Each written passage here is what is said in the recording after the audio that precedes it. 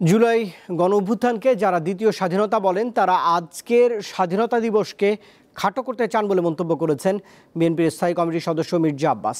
এদিকে ক্ষমতায় যাওয়ার জন্য সংস্কার ও বিচার ছাড়াই নির্বাচনকে চাপিয়ে দেওয়া হচ্ছে বলে মন্তব্য করেছেন জাতীয় নাগরিক পার্টির আহ্বায়ক নাহিদ ইসলাম। বুধবার জাতীয় স্মৃতিসৌধে শ্রদ্ধা নিবেদন শেষে তারা এইসব কথাই বলেছেন। দেশ জুড়ে তোলপাড় ওয়ালটন ফ্রিজ কিনে আপনিও হয়ে যেতে পারেন মিলেনিয়ার।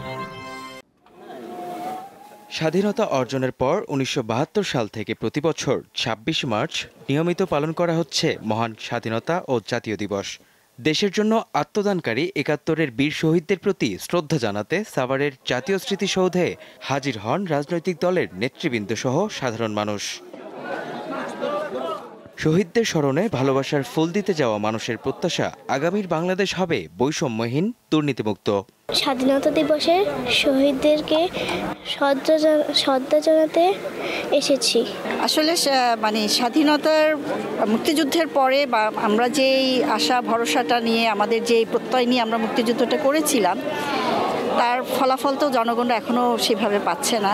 স্বাধীনতা দিবসে আমরা এটাই প্রত্যাশা করি যে বাংলাদেশ দুর্নীতিমুক্ত সুন্দর একটা দেশ হিসেবে পৃথিবীর বুকে মাথা উঁচু করে দাঁড়াবে। স্মৃতিসৌধে শ্রদ্ধা নিবেদন শেষে গণমাধ্যমের মুখোমুখি হন রাজনৈতিক দলের নেতারা। এ সময় নির্বাচন নিয়ে পাল্টাপাল্টি বক্তব্য দেন তারা। অনেকে বলে দ্বিতীয় স্বাধীনতা, আসলে আজকে স্বাধীনতা দিবস প্রমাণ করবে যে দ্বিতীয় স্বাধীনতা বলে বাংলাদেশে কিছু নাই। যারা বলে তারা আজকে স্বাধীনতা দিবসকে একটু খাটো করতে চায়। কেবল কোনো একটি দলকে ক্ষমতায় বসানোর জন্যই যদি নির্বাচন চাপিয়ে দেওয়া হয় সংস্কার এবং বিচার ছাড়া, তাহলে তা অবশ্যই মেনে নেওয়া হবে না।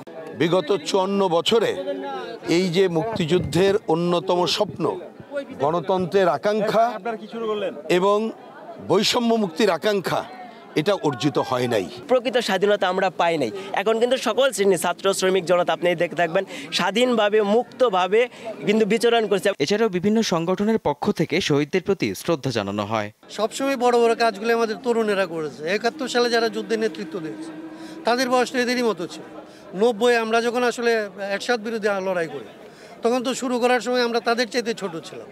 গণতান্ত্রিক, অসাম্প্রদায়িক একটা সমতা ভিত্তিক নারী পুরুষের এবং সকল নাগরিকের একটা সকল ধরনের মানুষের একটা সমতার ভিত্তিতে একটা ন্যায্যতার ভিত্তিতেই বাংলাদেশ গড়ে উঠবে, এইটাই আমরা চাই।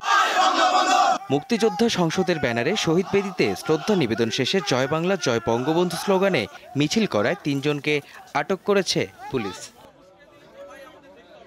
দীর্ঘ ৯ মাসের রক্তক্ষয়ী লড়াই, অকাতরে আত্মদান ও বীরত্বের স্বাক্ষর রেখে ১৯৭১ সালে চূড়ান্ত বিজয় অর্জন করেছে বাঙালি জাতি। এতে জন্ম নেয় স্বাধীন বাংলাদেশ। সেই বীর শহীদদের প্রতি শ্রদ্ধা জানাতে জাতীয় স্মৃতিসৌধে এসেছেন বিভিন্ন শ্রেণী পেশার মানুষ। মেহেদী হাসান, জাতীয় স্মৃতিসৌধ, সাভার।